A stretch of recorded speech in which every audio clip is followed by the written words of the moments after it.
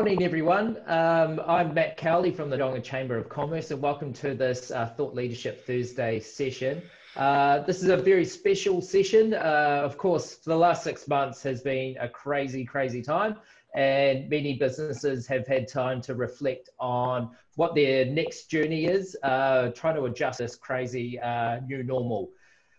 So we've got some experts here to talk about digital enablement. We saw through lockdown a lot of businesses, particularly on level 3 with contactless delivery and curbside pickup available, quickly, frantically websites and try to modernize how they do business, particularly with a lot of staff working remotely. So we're going to dig into that and understand how some people have with our experts, how they have changed, how they've modified and how they've approached. So there's going to be some really good lessons on how to execute.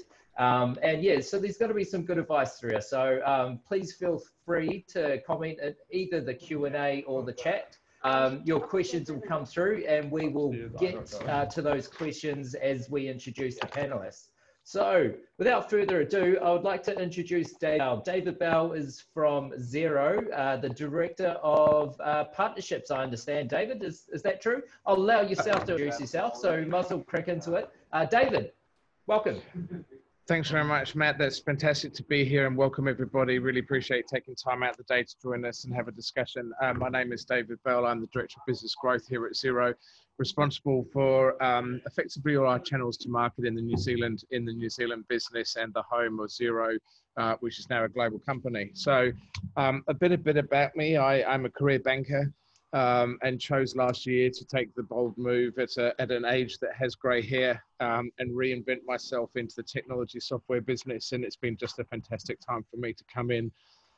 Throughout my career, I started at the institutional end of the market, but grew to absolutely love the small end of the market, the small business end, and just see the passion and the energy and the commitment that small business owners have and how they affect the lives of us here in New Zealand. It's just an amazingly exciting place to be part of and sector.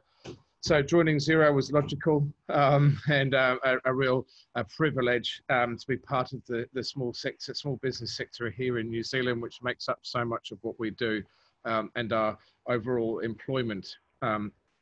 So that's my passion in the business space. I genuinely feel that it's my opportunity and Xero's responsibility to do everything we possibly can to help the success of small business in New Zealand at a macro country level, and then down to the individuals, as such as Georgia that we have on the line.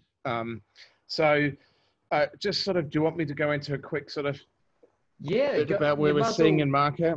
Absolutely, go for it. Look, it has been an interesting period, hey, and we've seen some really troubling outcomes, and we've seen some amazingly successful outcomes. I think if anyone had the opportunity to be up at about 6:15 this morning on TVNZ, if people actually watch terrestrial TV, we saw Craig Hudson, our MD, talk about the latest Xero Small Business Insights, and we had the privilege to be able to tell you that the revenues across small business in New Zealand have now returned to flat from where we went into pre-COVID, which is just an incredible response when you look at what is happening globally. And some of the data we now have against the UK and Australia shows that we are performing considerably better than they are, as just examples of what's going on. And I think that then moves forward into just some of the ideas around what we've seen around the leverage of technology to create some of those outcomes. There are obviously sector impacts that are driving certain positions. You know, we saw earlier this week that Milford area is seeing potentially a 40% drop in employment, and that's fundamentally driven by the closed borders and tourism.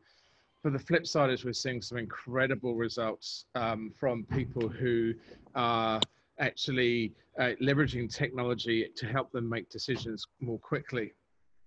Just pre-COVID, so these are pre-COVID data points, but still reflect the underlying market. Xero is trying to, as I said, lift the productivity of New Zealand as a whole, and the response showed that those that take up technology would have about a 20% uptake in cloud technology in New Zealand, would see about a 1.2 to 2.1% increase in GDP, which equates to around about 6.2 billion on pre-COVID numbers, which you can imagine is quite significant. And then when that flows through into the sort of data where we see high utilizations of people who have access to real-time data, and Craig mentioned this morning, having 60-day-old data orientated around your every 2 months doing your GST return versus trying to have it every day, we're seeing that translate into better decisions from those that have a more real-time data point, when actually looking at 3 months is now very, very challenging for a small business owner. So technology is without doubt driving productivity in New Zealand, is without doubt driving success rates in small business, and something that I think we as a nation should stare down pretty hard as to how we leverage it. Right. Okay. Yep.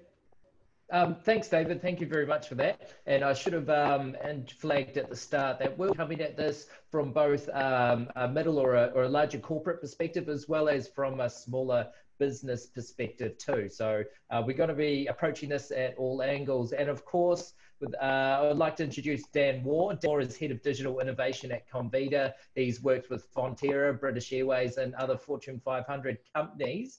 I'd like to introduce Dan. Take it away. Introduce yourself. Yeah, thanks, Matt. Yeah, so as you said, I'm the Head of Digital Innovation and Enablement. It's quite a long title, but what that means is I look after all of our technology here, from our everything from our IT help desk and infrastructure through to our digital platforms, our digital marketing and e-commerce platforms. And as you pointed out, I guess I started my career with Fonterra and progressed through British Airways, and now with natural health products company, and primarily known for Manuka honey, Comvita. So I think finding myself over my career, I'm getting progressively sort of working for smaller and smaller companies, which I'm quite enjoying. My journey so far is from a technology perspective, is from an IT. So I've come at it from that angle. I guess, I've been in IT now for 15 years. So I've seen the evolution of technology and IT from sort of sitting under a CFO and very cost focused, and how can we minimize spend on IT, to where we are today, where it's really considered a strategic enabler for our business. And I think during COVID, that has certainly come to the fore, as David's just pointed out. If you're not focusing on IT and technology, and if you're not seeing that as core to the future of your business, then you're going to be left behind on it. So Comvita, we run a series of platforms to support our business. So we're not just sitting on one single platform. So we have digital marketing tools, we have e-commerce websites around the world. We have 7 global websites, right through fully integrated into our logistics platforms as well, and then ultimately into our CRM programs. So we run a fully automated solutions, fully integrated to serve the needs of our customer. Right. Yeah, thanks, Dan. Yeah, let's explore, after we introduce everyone, around how you've connected with your customers and how the customers have changed, particularly post-COVID, and some of the innovations you're looking at to bring them, make their journey very seamless. We'll get back to that very soon. Look, and finally, I'd like to introduce our final panelist, Georgia. Georgia's founder and director of the Babysitters Club, and she's studied very locally in the Bay of Plenty, and of course was a finalist in the Tauranga Westpac Business Awards last year. Georgia, welcome. Thank you very much for joining us, and I was wondering whether you could tell us a bit about your story for those that haven't heard it before. Yeah, thank you. Thank you everybody for being here, and it's a true pleasure. So essentially I started Babysitters Club in my 3rd year of my university degree. I didn't actually know really what I was doing. I started a Facebook page with a few friends, and we began getting babysitting work through that.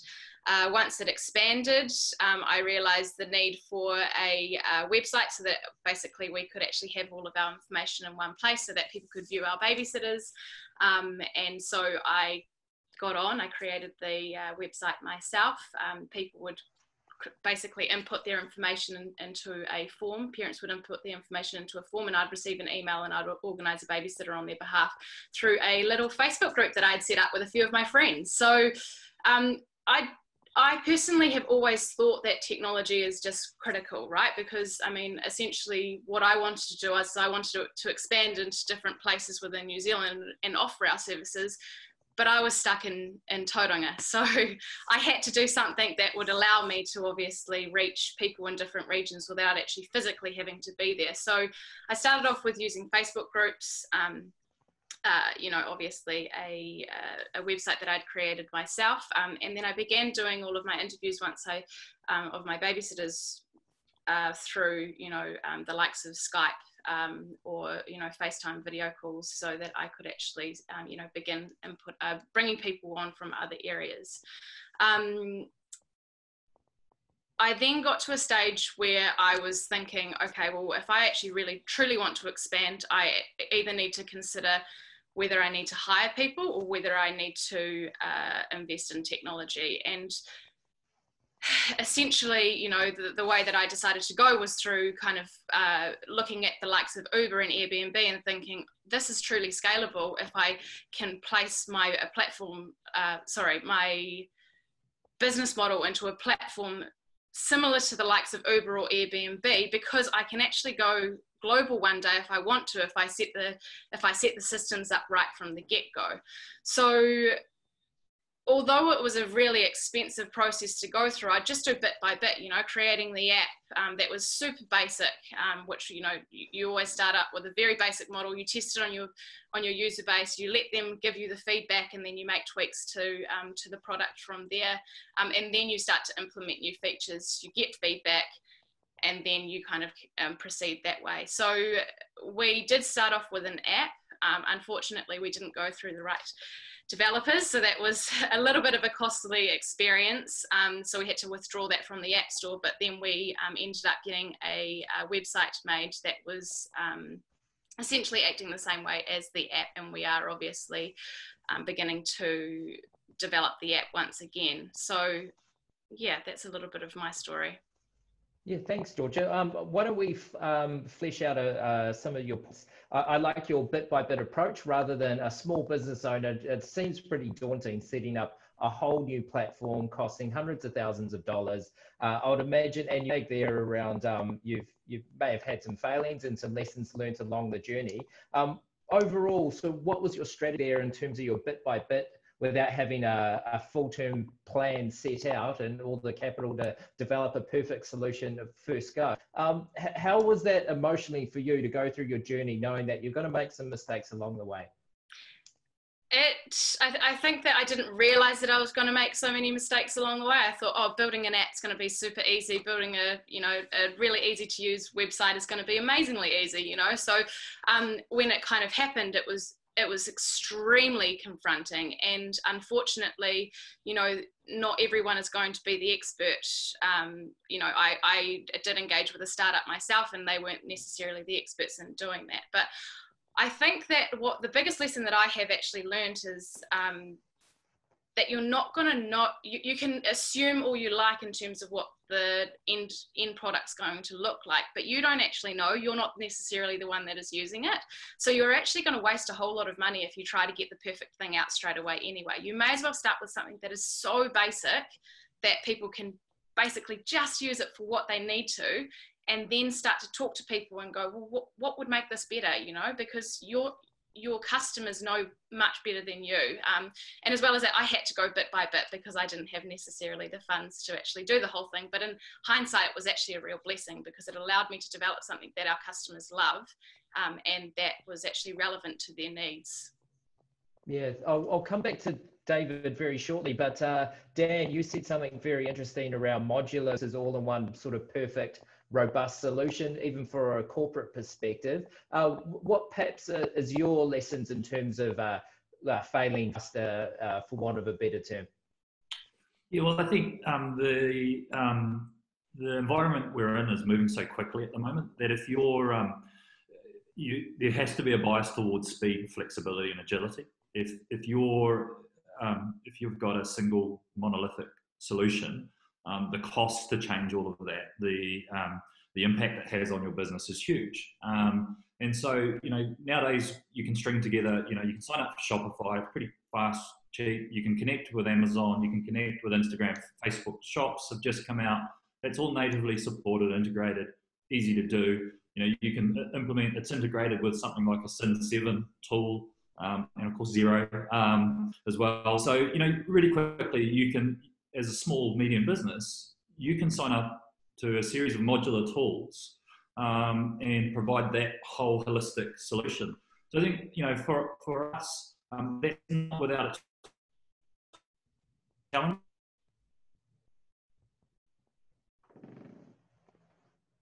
But we've always focused on flexibility over having that. Can you hear me all right? I think you've been cutting out a little bit. Maybe a slow Wi-Fi connection. No, you sound fine now. No, you sound fine now. Look, I think you nailed it on the head around not being able to have a perfect solution, but making sure the digital strategy aligns up with the business strategy, the wider business strategy, because use some key points around this being a key enabler. It's no longer a cost center, and really, following on along that integration right throughout the business, right? Yeah, absolutely. And I think the other thing with it is it's much more than just a sales channel. So it's a brand channel. It's an area for us where we learn about our customer, and Georgia sort of touched on that as well. What does our customer want? What products do they want? It's an avenue for us to go and test products and get feedback really quickly. It's a customer services channel for us, obviously. When you think about it in terms of how can it support our business and our strategy, it's a number of different ways that digital tools do that. And David, Georgia, you go for it. So I think that to that point, I'd just like to add something as well, is like you look at the larger companies such as Airbnb and Tesla and those types of companies too, and what they really focus on in the early days is not necessarily doing things that are going to, they'll have like a very basic product and they won't focus on doing things that can necessarily scale, but they'll build a product that people love. And you cannot do that without actually being in touch with your customers, but you can use, technology platforms are going to allow you to get really rich data and just information from your customers by implementing, good systems from the get-go. So David, what are some of your thoughts around this whole failing fast to learn and get feedback from the customer? Oh, you're on mute, by the way. Yeah, look, it's absolutely critical. And everything that has been said by my colleagues on the line here, I totally agree with. In my last role, had the opportunity to set up a startup inside the business, and it was really interesting. But if you look at how Xero created itself, it was exactly this. Rod's passion for the customer was just paramount, and that still survives today, 13 years later, and we still have the energy for consistent and constant feedback from our customers. And we do our best here to retain the speed to market and the trial and error in what we do. It gets harder always as you become larger, and you've probably seen that, Dan, in a business the scale of Comvita now, that the governance structures that come into play as the business get bigger make it harder. But it's a concept of failing not at scale, but in the small instances that you do. So us sort of turning off the core system of Xero and failing and having an outage because we were mucking around and trying something new is no longer acceptable. And so there is that balance between you've got to have the lights on and certain component parts, but feature changes and other activities or the way that we go to market, trial and error. And I'm working on a whole new system of what we're trying to do here. And we're going to be going out with MVP for sure and see what happens. We've given ourselves a year to work it out rather than trying to get it right first time. So big, small, your story, Georgia, is just fantastic, and totally agree with what you've said. And trial and error is critical even in bigger companies. Great. Well, David, why don't we stick with you for the next question? May I remind the attendees that you're welcome to put in a question either in the Q&A or the chat section. I suppose it was more of a question of how is Xero seeing businesses want to change through post-COVID, during the lockdowns, but also perhaps a bit more long-term. So it's no longer just survival and being able to products out, but they're wanting to further their digital journey. Any feedback? Yeah, look, it's been really interesting seeing how people have adapted through COVID. First up, those that went in cloud ready have definitely had the opportunity to make bold, rapid decisions based on real-time data. And I think those that have been sitting back and perhaps waiting or didn't necessarily have the courage, knowledge, value, support structures to achieve it, have now realized that if they want to survive, they need to. So it's gone from a want to a need. And I really think we're about to see 3 years of perhaps technological advance in New Zealand happen in the next year. The speed of change has accelerated dramatically. Some of the stats that we've got is 47% of small businesses say that just cloud technology will just help them survive as a primal starting point. It's not whether or not it will push them forward, it's just enough to survive. They do have some concerns around some of the cost, but if you look at the cost structures, the way that Dan talked about it, if you take a modular approach, if you have bits that you can plug and unplug rapidly, if cost or you get the wrong choice, it's reasonably quick to make a change, and there is enough different services in market.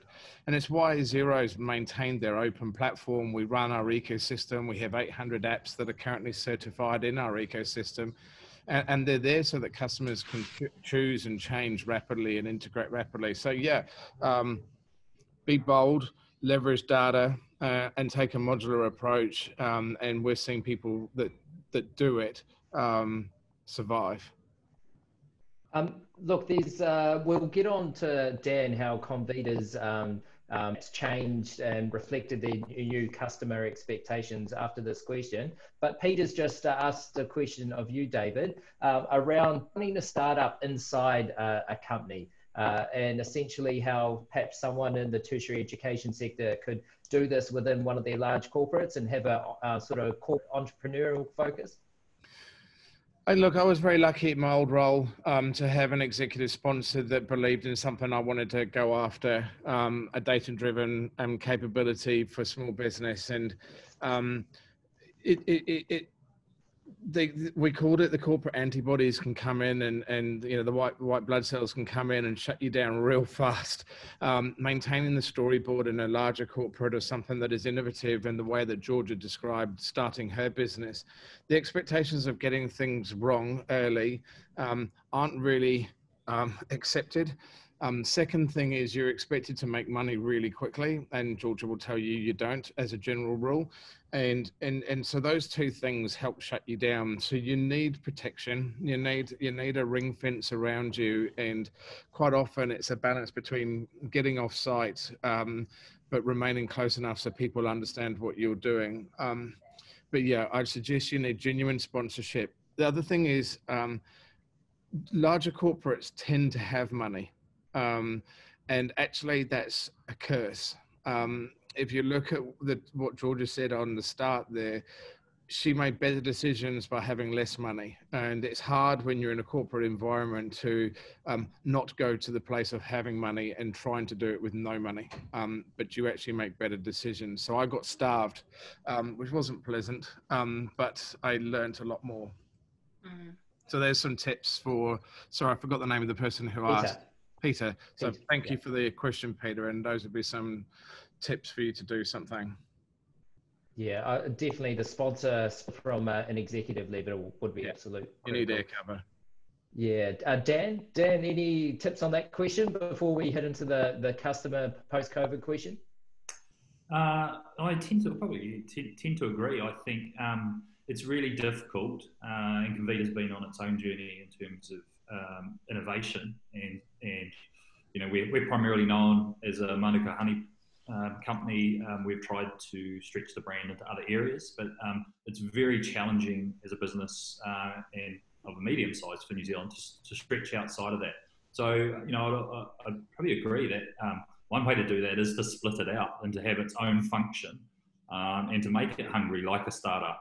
and gear it that way. And I think there's plenty of success stories around New Zealand and globally where large corporates are splitting out and running their sort of small sort of skunk lab type of projects to achieve that. Yeah, great. Okay. Well, why don't we get on to Comvita's, obviously a well internationally renowned company where that services many different markets. Have you seen customer behaviours change, or their behaviours around how do they visit websites, how do they reach your website, and of course their journey throughout your business? Any of those sort of larger insights post-COVID? Well, I think, I mean, just probably stepping back, obviously we've seen digital and e-commerce growing for the past few years, you know, from being a very small, the 1-2% of our business to now making up a significant part. So I think, you know, we're on this trajectory of growth in online sales anyway. What we saw with COVID is, as I said earlier, is we've got websites around the world. So we actually, you know, as the virus was spreading, so we were seeing the corresponding data on our websites. So we saw Hong Kong pick up in February, and we saw a lot more traffic and visitors coming in to the site. They were staying longer, looking at content for longer, and searching for content relevant, you know, boosting immune systems, you know, those types of search terms, and spending longer on our pages. And correspondingly, we saw the rise in sales off the back of that. Then as it spread around the world into the Western nations and started to pick up there, same thing. So really similar behaviours globally as consumers were reacting to what they were seeing. And then the interesting thing that we see is as consumers get comfortable with e-commerce, it tends to stick with them. So, you know, every year we run Black Friday, Cyber Monday sales, and every year they increase. And the sales post those are higher than pre as consumers come back and stay. So, you know, it's easy to see why the channel is growing. And surely we would have seen an increase of particularly people that have never made an online purchase before. That's dramatically changed. Particularly we New Zealanders have gone through level 3. It was the only way to essentially get products other than your local supermarket or service station. So surely that's here to stick around, and that's a long term. Yeah, definitely an increase in new visitors to all the sites. And as I said, yep, they stick around. And it was key also for us during lockdown to actually let customers know that we were open as an essential service, a food product provider, because, you know, a lot of customers were confused. You know, were we operating, were we not? So that was one of the key messages that we had to get out there and say, yes, we're operating. You know, we're available to buy from. Have you seen a massive bounce rate in terms of, well, what you trial and the importance of keeping customers engaged throughout the whole process, the whole buyer's journey, all the way through to cart and, of course, delivery of whatever their product is? Because, of course, delivering internationally, but then being able to keep track of where their product is even though it's out of your hands, it's very critical for your customer experience. How do you manage that? Yeah, so we saw bounce drop during the lockdown, and we saw conversion increase. So we went from about 1.5% conversion to well north of 2%, and that we sustained it for quite a while. It has dropped back a bit since, but yes. So one of the key challenges was the logistics side of it and keeping customers up to date with where their products are at. So we do use automated tools. So when you buy your product, you get the link obviously to the freight and where that's at. But because of logistics hold-ups, I think, you know, the couriers were mad busy during that time. There was a huge increase in customer call volume into our call centre. We had to repurpose some of our staff to support that, to resolve some of those calls, and ensure that our customers knew where their products are at and what was happening with them. Great. Okay, David, I was just wondering whether from a retailer's perspective, and whether your customers, there's vast changes that's happening in the retail sector at the moment. Landlords in downtown Tauranga, they're saying that customers are actually requesting smaller retail spaces, whereas 10 years ago they were requesting bigger space. And that's because they've got inventory off-site and they're able to do online shopping and fulfill those orders at a far cheaper floor space area in an industrial area rather than the higher in the inner city of the CBD. So I suppose, how are you seeing the retail sector change from a Xero's perspective? I think it's a really interesting one, and I don't really have much data on the actual floor space desire, but I'll talk more about how I think people are pivoting into the e-commerce space from a physical environment. And I think it all started with the food the restaurant industry as a starting point, and some of the retail. We saw bakeries that were full physical presence bakeries turn around and put a website together in a weekend and start with 4 products. Within 2 weeks, they were doing twice the volumes of product than they were in their physical environment under lockdown. And they were using their own counter staff as couriers rather than use the courier network, because they wanted to retain their employees for whatever happened in the future. They were being subsidized under the employee scheme, and it gave them an able to do this. And that was actually one in Tauranga that was the one that did that, Elspeth, if you know them well. And I just think it's a sensational outcome for a business and a bakery like that. We also saw some of the restaurants adapt. There was Alpha Street in Cambridge that adapted through their e-commerce environment to offer Mother's Day meals. And they ended up, even though they opened on Mother's Day because we came out of lockdown faster than they anticipated, they still kept the Mother's Day takeaway service going and created that sort of environment, and saw a significant increase in their overall, we might call, covers for the day. So these sort of innovations and back to what I said about being bold and leveraging the data, we're seeing people that are making deliberate choices move into increased return rather than decreased. Cassia, Siddharth and Chibo are very high-end fine dining restaurants in Auckland that opened up under a takeaway service, of which you would never anticipate those sort of restaurants, who are much more experiential in the physical environment, but they got a very big uptick on open and launch into that environment. And it's just that pivot and mindset that we're seeing the e-commerce environment provide players like this, and the flex of the community to buy it. There's no doubt, I think floor space will be under pressure. I don't have the data on that, but if you look at the reviews of what's happening in the new downtown mall, that commercial bay, they're already saying that people are struggling in the physical environment down there, partly because people aren't going into the city to work any longer in the same way as they were. Traffic is not as bad getting into city centres. So yeah, it's going to be interesting for floor space going forward. But e-commerce is proving its worth if you get it right. Yeah, making sure there's that seamless journey.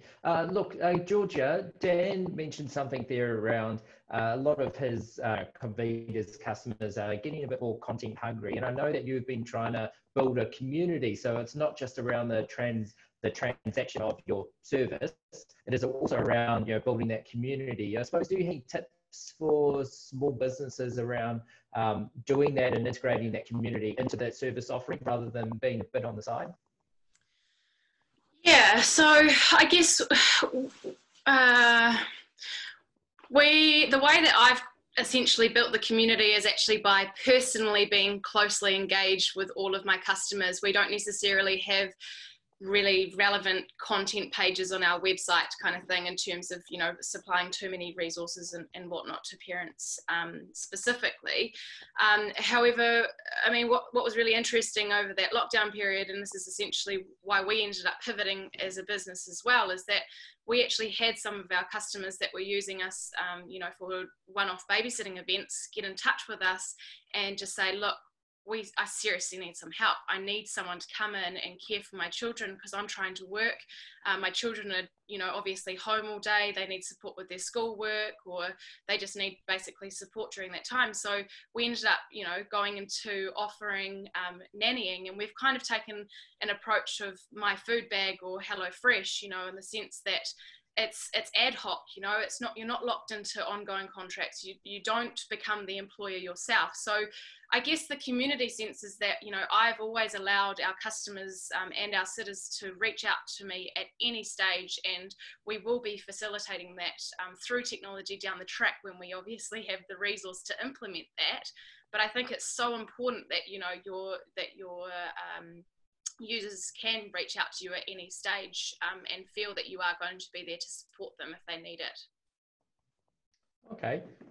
Yeah, no, that's fair. Look, Dan, I was just wondering, we might start to wrap this up. Some really good topics there, but I suppose from a small business perspective, well, I know the Chamber ourselves are going through a whole adjustment post-lockdown around, we've got a low server, we want staff to be working from home, that suits their needs, and we are about to start our digital innovation and enablement, not just for our members, but also for our workers to work efficiently too. So I suppose, what would be your one tip for a small business that wants to start their digital enablement journey?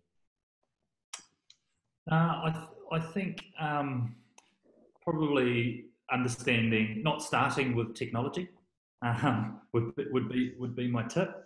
Starting with what you're trying to achieve as a business.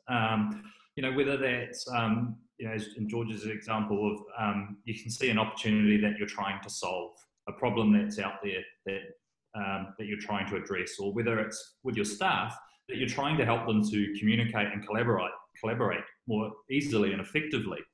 So I think my first tip would be just understand what you're trying to do as a business, and then choose and align the technology to that, and measure how effective the technology is in providing and enabling that. I see a lot of companies start out and say, well, we need this tool or website or whatever, and it's not clear what they're trying to achieve. It's not clear how they're going to measure whether they're successful along that journey. So I think starting with what you're trying to achieve, and then starting small with small iterations. You know, we've talked about fail fast. So, you know, be prepared just to go and try some small improvements and try and get some wins going, and share and communicate those around your business. So there's probably about 5 tips there, but. Yeah, no, that's good. And I'll ask the other panelists that question too from a small business perspective. But just additionally, from your perspective of a corporate, usually the technology is the cheapest, easiest part. It's actually the people and having to re-engineer the process that is the most riskiest part. I was just wondering whether you can give us some advice around how people should approach that, the people and the processes part. Yeah, and I guess it comes back to what I was suggesting as the tip there ongoing. If it's technologies for technology's sake, then people struggle with that, right? You're trying to change their behaviour. But it's really hard to argue with what objectives and benefits. So if you're trying to make it easier to communicate and collaborate as staff, then engaging your staff on how you could do that, and how the tool could support you in doing that will help to shift their behaviours. There's always going to be trade-offs. You know, it's not all upside. There's going to be some downsides with it as well. And I think it's recognising those, but I think generally the upsides outweigh those. So I think engaging your staff early, setting what you're trying to achieve as a business, and then working towards that. Okay, no, that's good. And just finally, Dan, have you ever seen a technology rollout that's delivered on time and on budget? I've yet to see one. Of course. Of course. Under your watch, I'm pleased to hear Comfeeder's got it right. No, that's great. Georgia, I was just wondering for your tips, I suppose, around someone that wants to start their digital journey. They know they need to, but where do they begin for just a small business owner in Tauranga? Yes, so I think much to what Dan has just said, it's just kind of measuring, having a list of, all of the things that would make essentially figuring out first and foremost, what is your time worth? Figuring out, like how can you actually reduce your time spent on tasks that are only basically admin, you know what I mean? Figuring out impact versus effort versus cost. So what we essentially do is I've got a whole list of things that I want to achieve in my business through technology. However, I state basically how much of an impact is that going to make on my workload and in the lives of our users, of our customers. How much effort is that going to take in order to implement? So is that going to mean that I have to create resources to actually educate my users? Is that going to mean hours and hours of development time? Is that going to mean scripts? All of those types of things, and essentially then what is that actually going to cost? So if there is something that is going to have a large impact and low effort / low cost, that becomes my priority. And then I work down the list. So I think it's just being really clear about what's actually going to make that difference, and just accepting the fact that just chunk it up. Don't try to do everything at once, and do one thing at a time. See how it goes, and then move to the next task. I really like that point. What is your time worth? I think that's a good takeaway from this discussion, particularly from small businesses. David, I was just wondering, tips for a small business owner that's wanting to start their digital enablement journey.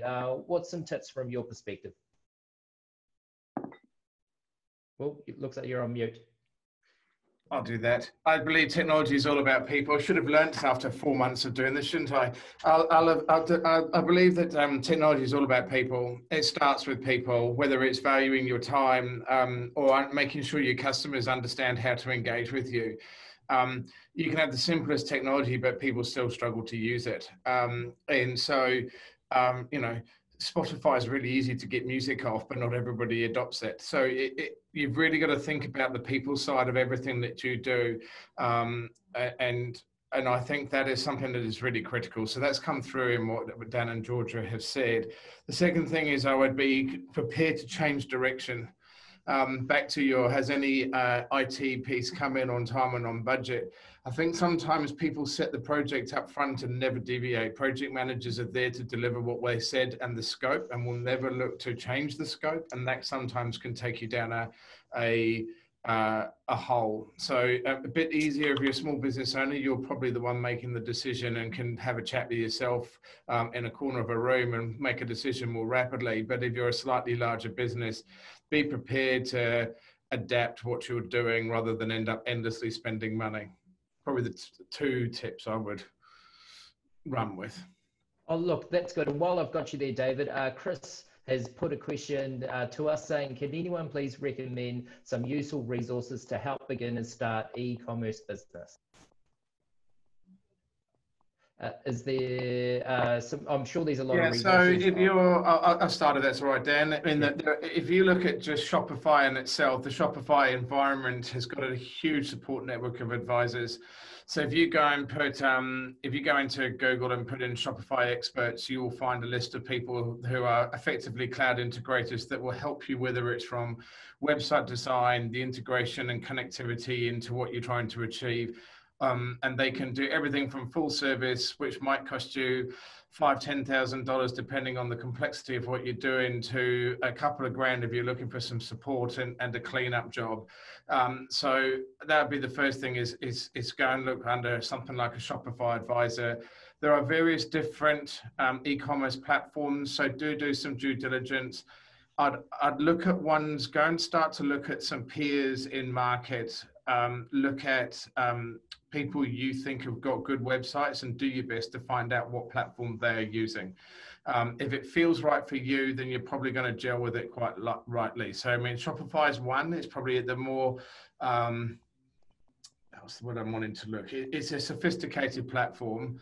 So if you're a one person band, it may not be the right one for you. And there are other New Zealand ones that you can work with. So just take your time to do a bit of due diligence, but there are plenty of platforms to work with and go, and they all got support.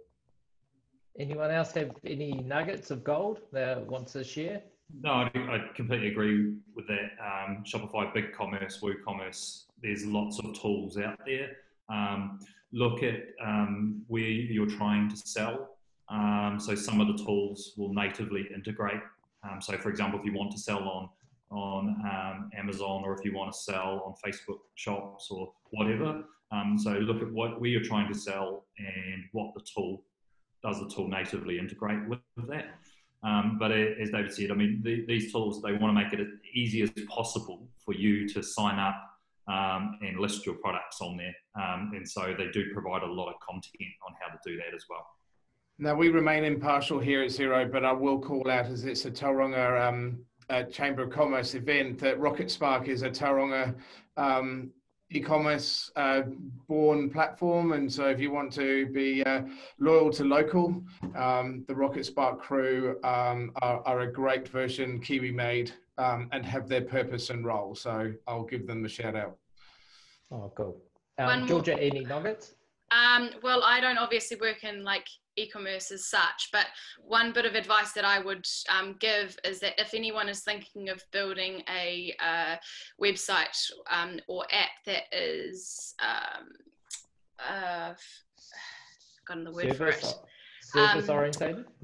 No, that basically you just want to own. You want to own your code. You don't want to sign up to a platform. Well, it's a little bit different with smaller businesses if you're not spending a whole lot of money. But if you're going to have a custom built website or app, you want to own it, because I mean, I just see too many companies that go down this rabbit hole of, you know, signing up with companies where they don't actually own anything, and if they want to move on, then unfortunately they don't actually own anything.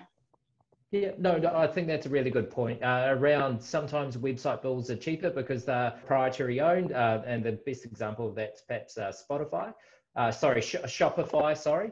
And of course, if you want to carry on and exactly what Georgia says, perhaps a more bespoke system, if it is through a Wix or a Squarespace account, and being able to build it yourself. But the difference between proprietary owned versus one that you've built yourself, I think that's Georgia's awareness around who owns the code is pretty important. Sorry, just to go back to that. Go ahead. It's fine to use those. It's fine to use those systems if you don't necessarily need something to be completely custom built.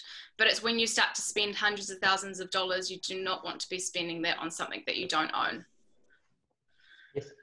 Yep. No, very, very important point to the T's and C's of those massive commitments, especially if you are talking about hundreds of thousands of dollars. Look, I might wrap that up. Thank you very much for your time. I think there's been a really good conversation. The three key takeaways for me, if I can crudely summarize the conversation and try to put it into 3 points, people at the core of all of your decisions around digital enablement, both from a staff and a customer's perspective, truly understand your vision or your problem of what you're trying to achieve, rather than just going, I need a Facebook, I need a website. Understand what you're trying to achieve and where you want to go. And then, of course, reflect on what your time is worth and see if there's an easier and better way to get stuff done. Because, of course, you should be focusing on the business rather than inside it, mucking around admin tasks. Thank you very much, Georgia Meek, Dan Waugh, and David Bell. Thank you very much for the attendees on this, and we'll put all the links of their LinkedIn pages if you want to connect with them yourself at the bottom of this video when we upload it to YouTube. Appreciate your time. Thank you very much, everyone. Thank you. Thanks. Thank you.